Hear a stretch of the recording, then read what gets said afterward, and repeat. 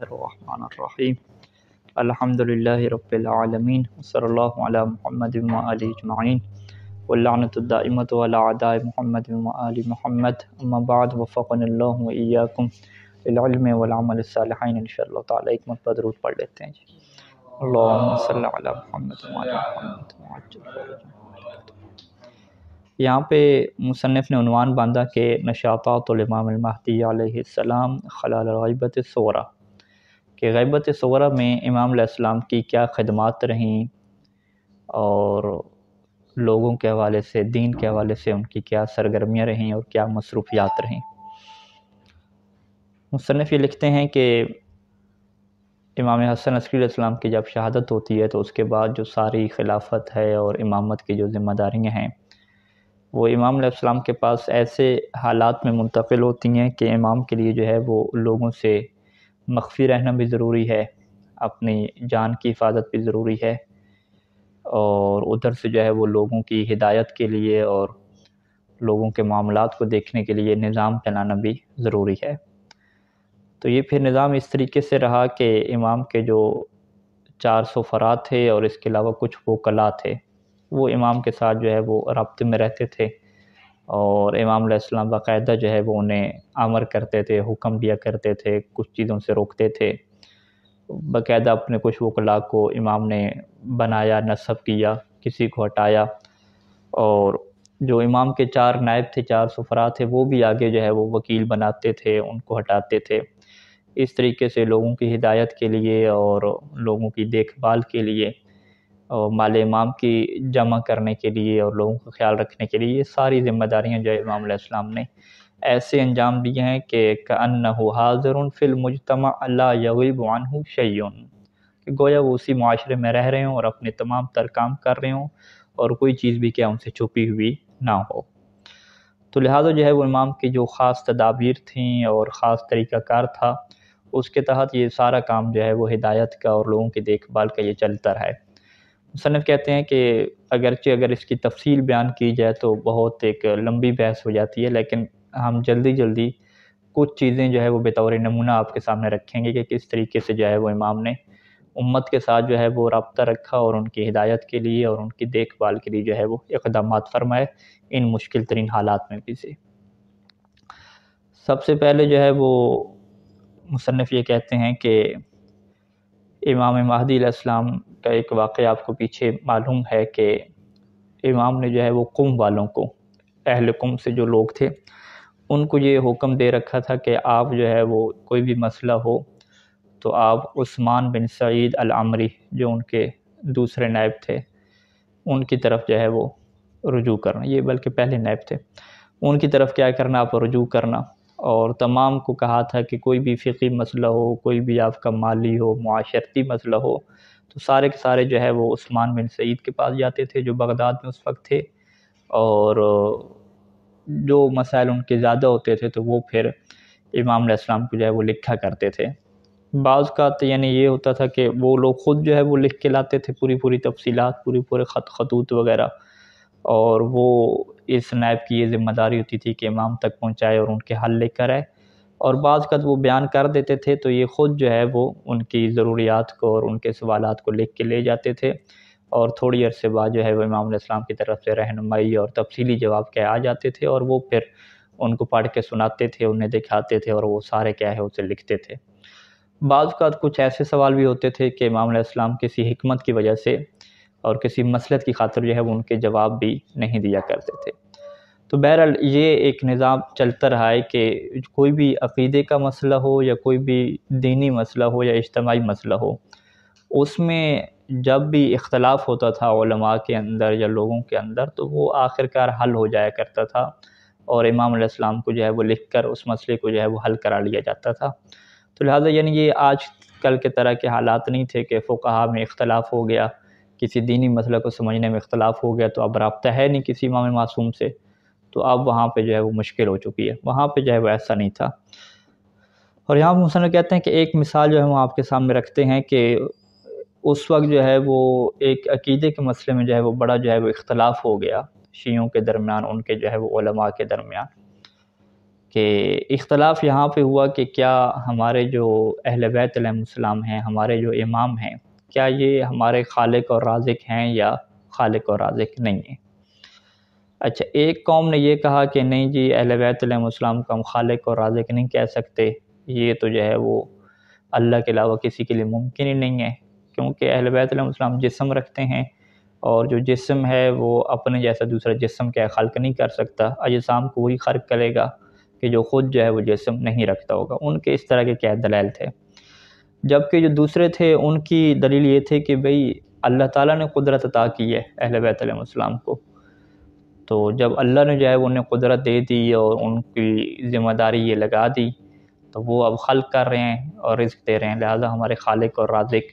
جو ہے وہ مولا علی علیہ السلام ہمارے رازق ہیں، مولا علی ہمارے خالق ہیں،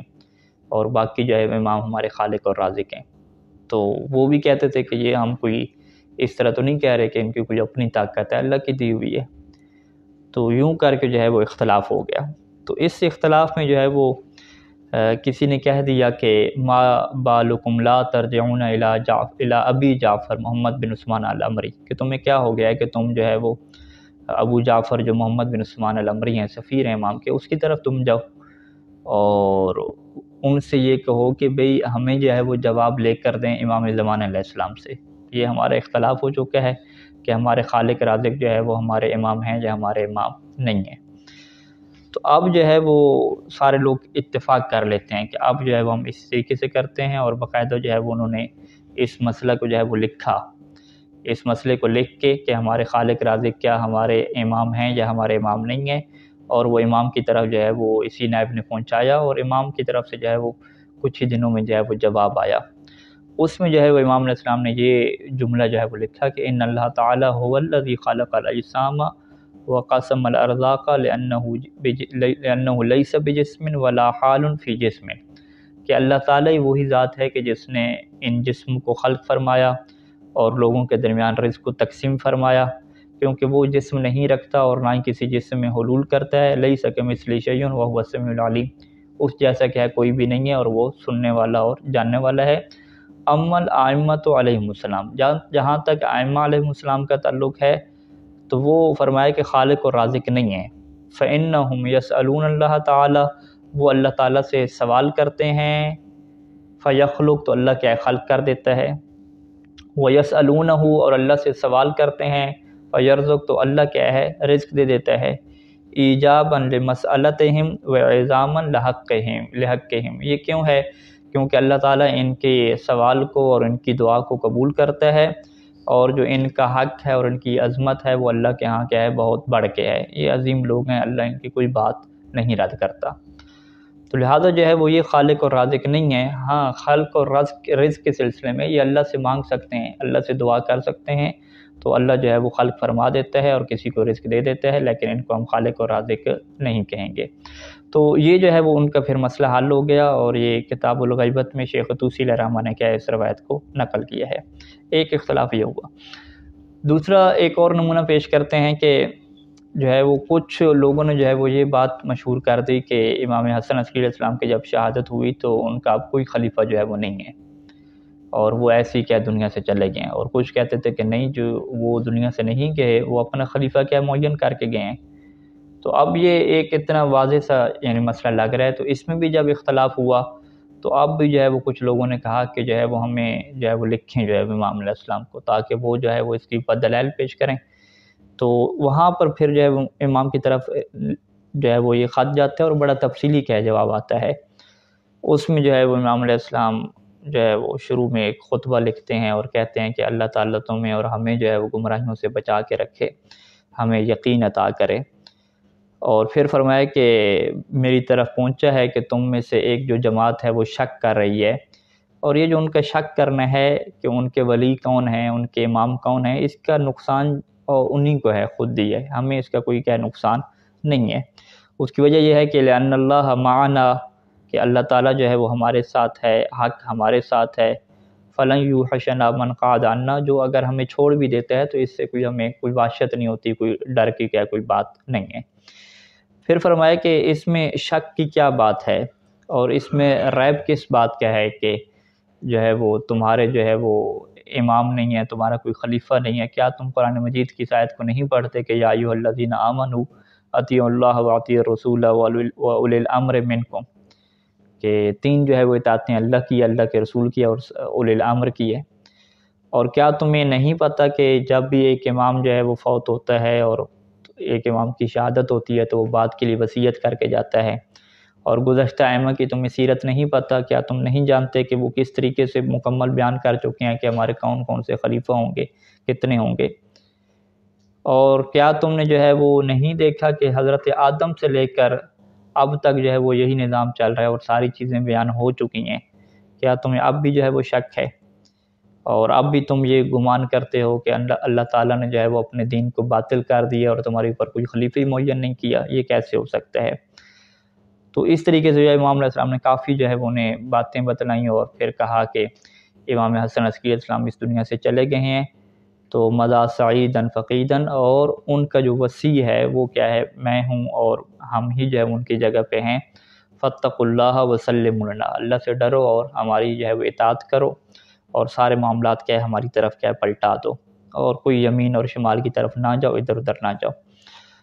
اور پھر امام نے فرمایا کہ واللہ شاہد علی وعلیکم، کہ اللہ میرے اور تمہارے اوپر سب کے اوپر گواہ ہے۔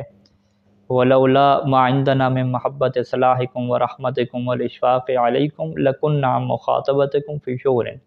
کہ اگر جو ہے وہ ہمیں اس بات کی محبت نہ ہوتی کہ تمہاری اصلاح ہو جائے اور ہمیں تمہاری اوپر رحمت اور شفقت نہ ہوتی تو ہم تم سے بات ہی نہ کرتے، تمہاری کسی بات کا جواب ہی نہ دیتے۔ تو یہ ہمیں تم سے محبت ہے، تمہارا سے لگاؤ ہے، لیکن حالات ایسے بن چکے ہیں کہ لوگ ہمارے حق کا بھی انکار کر رہے ہیں۔ پھر امام نے فرمایا کہ وفی ابنت رسول اللہ صلی اللہ علیہ وآلہ لی اسوۃ حسنہ، کہ اللہ کے رسول کی بیٹی جناب زہرا سلام اللہ علیہا جو ہے وہ میرے لیے اسوہ حسنہ ہے، نمونہ عمل ہے۔ یعنی جس طریقے سے ان کے حق کو غصب کیا گیا، لوگوں نے ان کی بات کو نہیں مانا، آج حالات جو ہے وہ میرے ساتھ بھی جو ہے وہ ایسے بن رہے ہیں غیبت صورہ کے زمانے میں۔ پھر امام نے جو ہے وہ اس طریقے سے دعائیں دیں اور آخر پہ جو ہے وہ اس خط کو کیا مکمل کیا۔ تو یہاں پہ جو ہے وہ یہ بات ہے کہ عقائد کے حوالے سے بھی جب بھی کوئی ایشو کھڑا ہوا ہے تو امام علیہ السلام نے باقاعدہ جو ہے وہ ان کی رہنمائی کی ہے اور ان کی کیا اصلاح فرمائی ہے۔ اس کے علاوہ بھی اور لوگوں کے جو اجتماعی اور معاشرتی مسائل ہیں اس میں بھی جو ہے وہ امام کا جو ہے وہ دخل رہا ہے۔ تیسرا واقعہ وہ یوں بیان کرتے ہیں کہ ایک بندے کے ہاں جو ہے وہ بچہ پیدا ہوتا ہے اور 8ویں دن کیا ہے وہ بچہ اس کا فوت ہو جاتا ہے، تو اس نے جو ہے وہ امام علیہ السلام کو خط لکھا اور اس میں بتایا کہ جو ہے وہ میرا بیٹا تو فوت ہو گیا، اللہ نے مجھے بیٹا دیا۔ تو وہاں پہ پھر امام علیہ السلام کی طرف سے جواب آیا کہ سیخلف اللہ علیک غیرہ وغیرہ، کہ اللہ جو ہے وہ اس کے بعد تمہیں اور کیا ہے جانشین عطا کرے گا، اور وہ 2 جانشین عطا کرے گا۔ پہلے کا نام تم احمد رکھنا اور احمد کے بعد جو دوسرا ہوگا اس کا نام تم جعفر رکھنا۔ تو امام علیہ السلام نے جیسے خبر دی تھی ایسے ہی ہوا کہ اس کے پھر 2 بیٹے بعد میں پیدا ہوئے اور اس نے امام کی امر کی اطاعت کی، ایک کا نام احمد رکھا اور دوسرے کا نام جعفر رکھا۔ چوتھا واقعہ یوں بیان کرتے ہیں کہ حسین بن روح جو تیسرے نائب ہیں، ان کے زمانے میں جو ہے وہ شیخ صدوق علیہ رحمہ کے والد تھے جن کا نام جو ہے وہ علی بن حسین تھا۔ وہ آتے ہیں اور کہتے ہیں حسین بن روح سے کہ آپ جو ہے وہ امام علیہ السلام کو یہ لکھیں کہ وہ جو ہے وہ میرے لیے دعا کریں تاکہ اللہ جو ہے وہ مجھے جو ہے وہ بیٹا کیا عطا کرے۔ تو کہتے ہیں کہ 3 دن کے بعد امام کا جو ہے وہ جواب آیا اور انہوں نے وہاں پہ یہ کہا کہ ہم نے جو ہے وہ علی بن حسین کے لیے دعا کی ہے، سیولد لہ ولد مبارک، عنقریب جو ہے وہ ان کا ایک ایسا بیٹا پیدا ہوگا جو مبارک ہوگا، اور وسیولد لہ بعد ھذا الولد اولاد ایضا، اور اس بیٹے کے بعد بھی کیا ہے اور بیٹے بھی کیا ہے ان کے اور اولاد بھی کیا آئے گی۔ تو اسی جو ہے وہ جواب جس سال میں آیا اسی سال جو ہے وہ شیخ صدوق علیہ رحمہ کی ولادت ہوتی ہے، کہ جن کا نام جو ہے وہ محمد رکھتے ہیں، محمد بن علی بن حسین۔ اور اس شیخ صدوق علیہ رحمہ کے بعد بھی جو ہے وہ بہت سارے کیا ہے بیٹے پیدا ہوتے ہیں۔ اور شیخ صدوق علیہ رحمہ کی عظمت یہ ہے کہ وہ ایسے عالم اور جلیل اور احادیث کے ایسے حافظ جو ہے وہ شمار ہوتے ہیں کہ جن کو نہ فقط احادیث کا حافظہ ہے بلکہ جو راوی ہیں کہ یہ حدیث کو کس کس نے نقل کیا، راویوں کا بھی کیا ہے مکمل بصیرت کیا رکھنے والے ہیں۔ اور ولم یعرف القمیین، اس ٹائم پہ جو قمی علماء تھے اس میں شیخ صدوق کی طرح سے حافظے میں کثرت علم میں کوئی بندہ بھی جو ہے وہ نہیں تھا، اور تقریباً اس ٹائم پہ آپ نے جو ہے وہ 300 کے قریب کیا ہے کتابیں جو ہے وہ لکھی تھیں۔ ایک یہ روایت ہے، اور ایک روایت میں یہ ہے کہ شیخ صدوق کے والد جو ہے وہ آئے تھے حسین بن روح کے پاس، اور ان سے یہ سوال کیا تھا کہ آپ جو ہے وہ امام زمانہ سے جا کے یہ التماس کریں کہ امام ان کے لیے دعا کریں لَيُرْزِقَهُ أَوْلَادًا فُقَهَاءَ، کہ تاکہ وہ مجھے ایسی اولاد عطا کریں کہ جو سارے کے سارے کیا ہوں، فقیہ ہوں، فقہا ہوں۔ تو پھر جو ہے وہ امام علیہ السلام کا جواب آتا ہے کہ اِنَّكَ لَا تُرْزَقُ مِنْ هَٰذِهِ، کہ یہ جو تمہاری ابھی بیوی ہے اس سے تمہیں کیا اولاد نہیں ہوگی، وَسَتَمْلِكُ جَارِيَةً دَيْلَمِيَّةً، تو ایک تم ایسی خاتون جو دیلمی خاندان کی ہوگی وہ جو ہے تمہارے پاس آئے گی، تو اس سے جو ہے وہ اللہ تمہیں 2 بیٹے دے گا، اور دونوں بیٹے جو کیا ہوں گے، فقیہ ہوں گے۔ اور وہاں پہ کہتے ہیں کہ شیخ صدوق علیہ رحمہ اور ان کے جو بھائی تھے حسین، یہ دونوں کیا تھے، فقیہ تھے جو بعد میں پیدا ہوئے، اور احادیث کا بڑا ان کے پاس حافظہ تھا، اور قم میں کیا ہے، قمی جو علماء میں سے تھے یہ سب سے بڑے کیا ہوتے تھے، شمار ہوتے تھے۔ اس کو بھی جو ہے وہ شیخ طوسی علیہ رحمہ نے یہ روایت بھی کیا نقل کی ہے۔ اسی طریقے سے ایک اور واقعہ 5واں لکھا کہ ایک بندہ تھا جس کا نام سرور تھا، اور وہ شروع سے جو ہے وہ بول نہیں سکتا تھا، یعنی اخرس گونگا تھا۔ تو اس کی عمر 13-14 سال ہو گئی، تو پھر بھی جو ہے وہ نہیں بول پایا۔ تو اب اس کے جو ہے وہ والد آتے ہیں حسین بن روح کے پاس، اور اس سے یہ کہتے ہیں کہ تم جو ہے وہ امام زمانہ سے جا کے یہ سوال کرو کہ وہ امام جو ہے وہ دعا کریں اس کے لیے، تاکہ جو ہے وہ اس کی زبان کیا ہے، کھل جائے۔ اچھا، اب جو ہے وہ حسین بن روح جو ہے وہ آتے ہیں اور ان سے کہتے ہیں کہ انکم امرتم بالخروج الی الحائر، کہ تمہیں یہ حکم دیا گیا ہے امام کی طرف سے کہ تم جو ہے وہ کربلا کیا چلے جاؤ۔ تو اب وہ کہتے ہیں کہ اس کا جو چچا ہے سرور کا، اور اس کا جو والد ہے، وہ اپنے بیٹے کو لے کر جو ہے وہ کربلا مقدس جاتے ہیں، امام حسین علیہ السلام کی زیارت کرتے ہیں، اور امام کی زیارت کرنے کے بعد صاحب ہی ابوہ و عمہ، اس کے والد اور اس کا چچا ہے، وہ اسے پکارتے ہیں کہ اے سرور، ہماری بات سن رہے ہو؟ تو اس ٹائم پہ وہ انہیں جواب دیتا ہے فصیح زبان کے ساتھ کہ لبیک۔ تو وہ کہتے ہیں کہ یہ کیا ہو گیا، تم بول سکتے ہو؟ اس نے کہا کہ ہاں بالکل، کیا ہے، میں بول سکتا ہوں۔ اسی طریقے سے یعنی لوگ اپنے جو اس طرح کے معاملات بھی کیا امام زمانہ سے ڈسکس کیا کرتا تھے، حتیٰ کہ جو میاں بیوی کے اختلاف ہو جاتے ہیں وہ بھی کیا ڈسکس ہوئے۔ یعنی ایک بندے نے جو ہے وہ کہا کہ امام علیہ السلام سے جا کے جو ہے وہ سوال کریں کہ وہ ہمارے لیے دعا کریں کہ میرا جو ہے وہ بیوی سے اختلاف ہو گیا، اور بڑا جو ہے وہ شدید قسم کا ہمارا جھگڑا چل رہا ہے، تو امام سے جو ہے وہ دعا کریں کہ ہماری اس مشکل کو کیا ہے، تاکہ جو ہے وہ آسانی ملے اور ہمارا اتحاد کیا ہو جائے۔ تو امام علیہ السلام کی طرف سے جو ہے وہ اس مسئلے کے اوپر بھی کیا ہے دعائیہ کلمات کیا صادر ہوئے، اور بہت سارے اور بھی سوال تھے۔ تو اس کے اندر یہ بھی لکھا ہوا تھا کہ والزوج والزوجۃ فاصلح اللہ ذات بینہما، کہ یہ جو میاں بیوی کا یہاں پہ سوال آیا ہے تو اللہ تعالیٰ ان کے درمیان کیا کرا دے گا، صلح قرار دے گا، اور یہ دونوں کیا ٹھیک ہو جائیں گے۔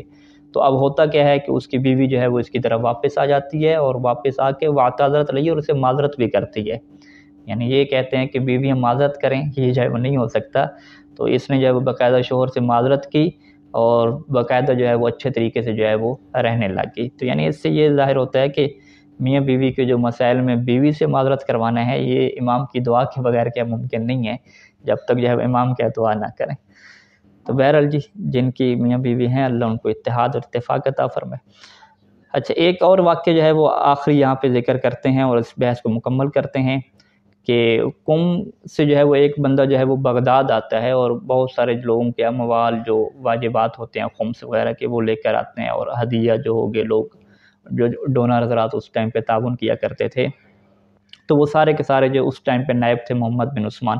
ان کے پاس کیا لے کر آتا ہے۔ تو اب محمد بن عثمان کو جو ہے امام زمان پوری لسٹ دیا کرتے تھے کہ یہ شیعہ آئے گا، اس کے پاس یہ جو ہے وہ اموال ہوگا، گویا کہ ایک قسم کی کیا ہے وہ غیب کی خبریں ہوا کرتی تھیں۔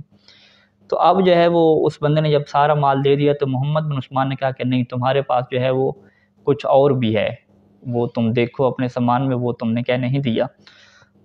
تو اس نے کہا نہیں، سب کچھ دے دیا۔ اس نے کہا نہیں، دوبارہ ڈھونڈو آپ اپنے سامان میں۔ تو وہ گیا اپنے سامان میں، دوبارہ ساری چیزیں دیکھیں، تو اس نے کہا نہیں، مجھے تو کچھ نہیں یاد آ رہا کہ میں نے کیا کچھ دینا ہو آپ کو۔ تو محمد بن عثمان نے کہا کہ تمہارے پاس جو ہے وہ 2 کپڑے ہیں جو سوڈانی ہیں، 2 قیمتی کپڑے سوڈانی ہیں، اور فلاں بندے نے، فلاں کے بیٹے نے تمہیں دیے تھے، اور وہ تم نے کیا ہم تک نہیں پہنچائے۔ تو وہ کہتا ہے کہ ہاں مجھے یاد آ گیا 2 کپڑے، لیکن مجھے وہ نہیں مل رہے کہ پتہ نہیں میں نے کہاں رکھ دیے اور کیسے ہو گیا۔ تو پھر جو ہے وہ محمد بن عثمان دوبارہ جو ہے اس کی طرف واپس آتے ہیں اور اسے کہتے ہیں کہ یہ جو تم دو کپڑے ہیں یہ تمہیں کہاں پہ ملیں گے؟ کہا کہ تم جو ہے وہ فلاں جو قطان فلاں بندہ ہے جس کو تم نے اپنے سامان کے جو ہے وہ دو جو ہے وہ بڑے جو ہے وہ آپ نے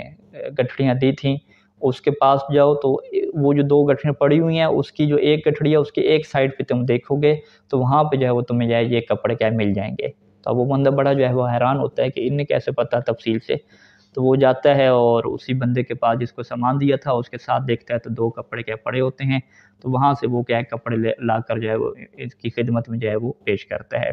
تو یہاں تو جو ہے وہ مصنف گفتگو مکمل کرتے ہیں غیبت صغریٰ کی، اس کے بعد غیبت کبریٰ کی کیا ہے حالات کیا ہے شروع کر رہے ہیں۔ تو غیبت صغریٰ میں مصنف نے یہی جو ہے وہ بیان کیا کہ امام علیہ السلام کی مکمل جو ہے وہ توجہ رہی ہے، اور لوگوں کے جو گھریلو مسائل ہیں، باقی مسائل ہیں، عقائد کے مسائل ہیں، امام کی مکمل جو ہے وہ رہنمائی رہی ہے، اور اموال کو جمع کیا جاتا رہا، لوگوں کو سپورٹ کرنا، ان کی غربت کے حوالے سے مالی مسائل کو حل کرنا، یہ سارے کیا نظام چلتا رہا ہے۔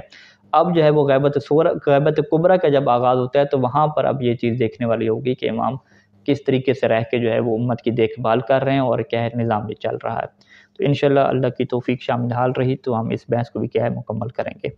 صلی اللہ علی محمد و آلہ اجمعین۔